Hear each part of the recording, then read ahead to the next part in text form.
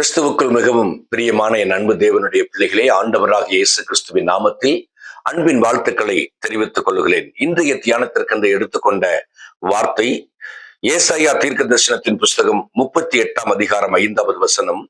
உன் விண்ணப்பத்தை கேட்டேன், உன் கண்ணீரை கண்டேன் என்று சொல்லுகிறது. வார்த்தையினுடைய அடையாளம் என்ன? அன்பு தேவனுடைய ஜனமே, உன் கண்ணீரை துடைக்கிற ஆண்டவர் உனக்கு அருகாமையில் இருக்கிறார். உன்னுடைய போராட்டங்களும் உன்னுடைய கர்த்தவே இழப்புகளும் தோல்விகளும் எவ்வளவு பெரியதா இருந்தாலும் அதைவிட நீ ஆராதிக்கிற தேவன் உனக்கு துணையாய் இருக்கிறார். அந்த தேவனாய் இருக்கிற கர்த்தர் உன் அருகாமையிலே உனக்கு நாசமோசம் வரக்கூடாதபடிக்கு உன்னை பாதுகாத்து வழிநடத்த அவர் தாகமுள்ளவராய் இருக்கிறார்.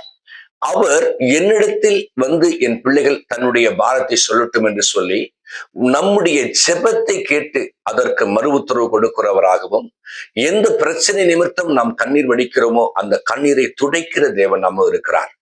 உனக்கு எவ்வளவு பெரிய பிரச்சனையா இருந்தாலும் சரி, ஆண்டவர் சொல்லுகிற வார்த்தை என்ன?